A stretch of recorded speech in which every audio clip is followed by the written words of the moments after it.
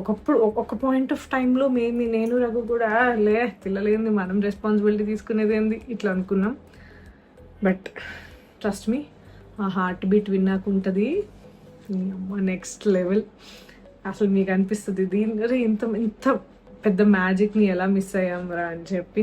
And doctor told me very beautiful thing, like imagine నీ body shrink అయి 9 months ఒక బేబీని క్యారీ చేసిన తర్వాత నీలో ఒక ప్రాణం పోసుకుంటుందంటే it's such a great feeling for women.